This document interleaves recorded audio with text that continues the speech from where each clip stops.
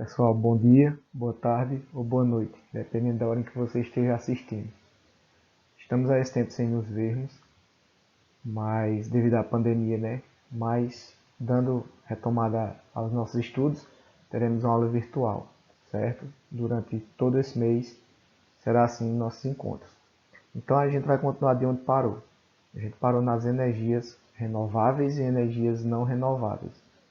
A primeira aula sobre esse tema, a gente vai falar da energia que ela é renovável, certo? Dos recursos renováveis.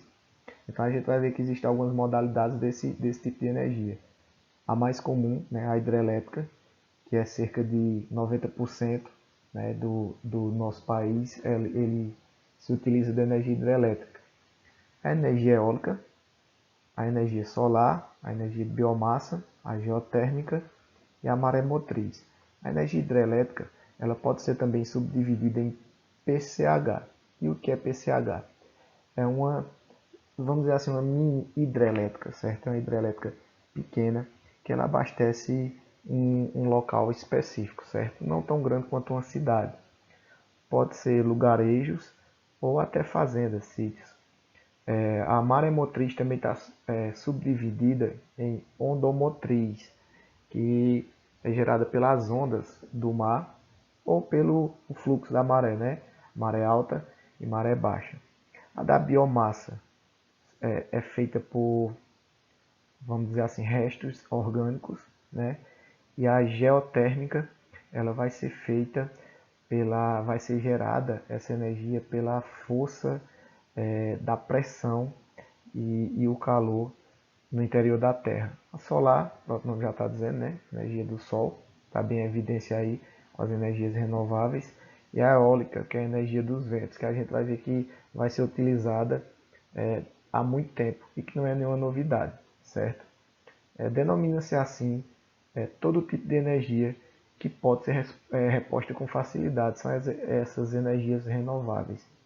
Exemplos dessas energias estão aí nessa, nessa arte aqui em cima, nessa primeira abordagem da gente, né? E a gente vai ver cada uma dessas energias a seguir. Na energia elétrica, o livro de vocês está abordando que ela faz parte de cerca de 74% da energia gerada no país, né?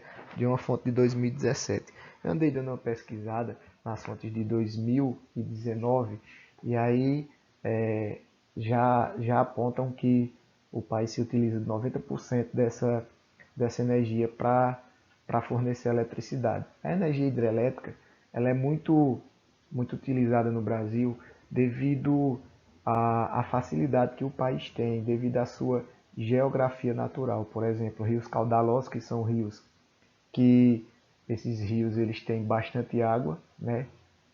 E bastante queda. Então o Brasil tem um potencial pluvial muito grande, certo? Então proporciona um excelente sistema de abastecimento de energia elétrica.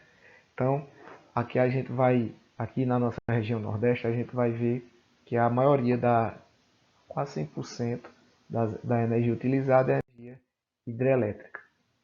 Esse tipo de usina, que é a usina hidrelétrica, ele, ele requer um elevado volume, certo, de água para seu armazenamento que vai sendo liberado e essa água, a força mecânica dessa água, a pressão dessa água, ela vai fazer com que a turbina rode, certo, e vá transformar a energia mecânica em energia elétrica e vai ser distribuída aí para todo o país.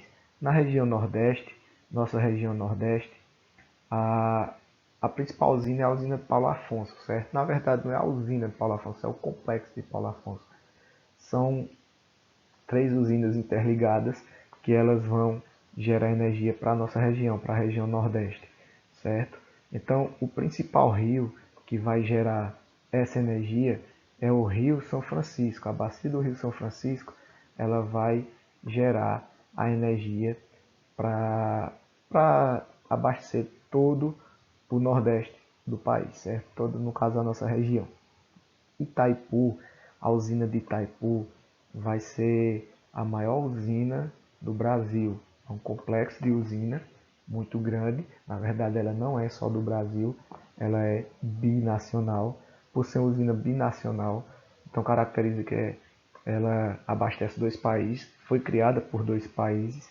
E quais são esses países? Brasil e Paraguai, certo? Então, tanto o Brasil quanto o Paraguai, eles usufruem dessa força das águas para gerar energia. No caso do Paraguai, essa energia corresponde a 90% de toda a energia consumida no país. Já o Brasil, a usina de Itaipu, que fica no sul, que é banhada pela bacia do rio Paraná, ela abastece só 15%. Por quê? Porque o Brasil tem proporções continentais e o Paraguai é pequeno. Então, mesmo abastecendo 90% da necessidade do Paraguai, os 15% que a usina abastece ainda em volume de quilowatts, né? E quilowatts de energia distribuída, o Brasil ele tem muito mais consumo dessa energia. Então, por ser Itaipu uma usina binacional, ela pertence tanto ao Paraguai quanto ao Brasil. Um acordo desses países, certo? Tá tanto no território quanto no outro. E aí a gente vai ter a usina maior do mundo, falando de usina hidrelétrica. Era de Itaipu, só que a China, né, ela construiu uma usina muito maior, chamada a usina de Três Gargantas. Então essa usina de Três Gargantas na China, ela vai quebrar o recorde de Itaipu e vai ser a usina de Três Gargantas, a usina maior do mundo na atualidade. Porém, entretanto, todavia, Itaipu ainda detém a maior produção de energia. Três Gargantas é maior, tem mais turbinas, só que o volume de água liberado por Itaipu ainda é maior. Temos aqui, né, nessa próxima página, as vantagens e desvantagens de se obter energia gerada pelas usinas hidrelétricas. Vamos lá, vantagem: não polui o ar, não joga poluição na atmosfera, certo? Então, consequentemente, não temos doença respiratória, não tem poluição do ar. O planeta não aquece. Relativamente, é uma energia pura. Por quê? Porque ela não vai poluir a atmosfera e não basicamente vai poluir o solo. Só que tem um problema aí nas desvantagens. Para implantar, para criar, para que essa usina funcione, ela precisa de um reservatório muito grande. Então, ela causa assim uma inundação de uma área muito grande, causando a morte de animais. E aí também da floresta local, né? Que consequentemente essas árvores elas vão apodrecer no fundo do lago, certo? Vão ficar submersas, vão apodrecer no fundo do lago e gerar alguns gases para a mortalidade dos peixes. Um problema pontual, ou seja, o que acontece vez ou outra, mas mesmo assim é grave, é a estiagem. Essas estiagens, e o que é uma estiagem? Estiagem é falta de chuva, né? Então, a falta de chuva ela vai causar um grande transtorno para essas usinas hidrelétricas. Por quê? Porque essas usinas elas dependem de água, então se não chove não tem água no reservatório.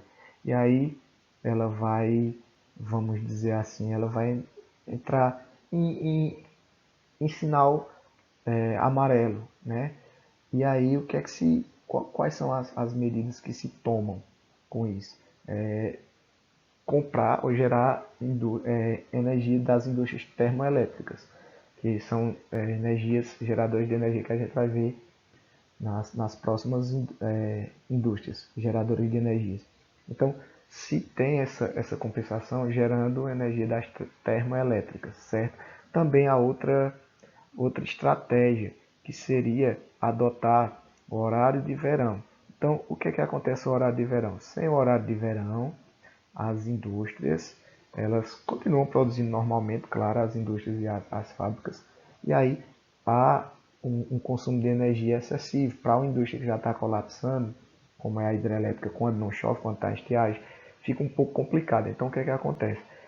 Há uma estratégia dos governos de implantar o horário de verão. Que seria o que esse horário de verão?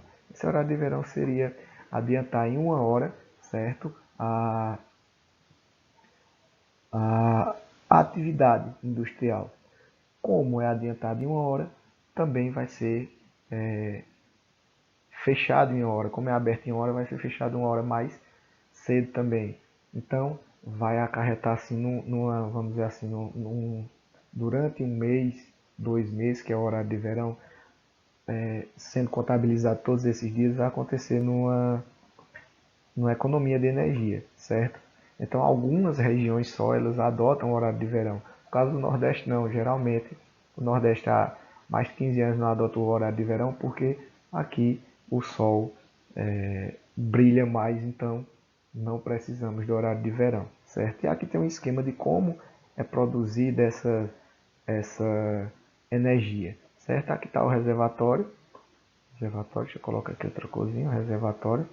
A água passa pela represa, entra no duto, vai até as turbinas e a força dessa turbina que gira essa água vai transformar ela, a energia mecânica, a turbina aqui vai transformar em energia elétrica, vai jogar para a casa de máquinas e vai ser distribuída essa energia, certo? Então aqui a gente tem um esquema melhor para você ver, o reservatório, canal, passa pelo duto, gira na turbina, o gerador leva para a linha de distribuição, certo? Que o gerador é o que vai transformar a energia. E o resto da água retorna para o rio. Na verdade, o resto não, a totalidade da água. O papel da água só vai ser fazer com que a sua força gire essa turbina. Então aqui vocês estão vendo o esquema de como seria o funcionamento da energia hidrelétrica, da energia mais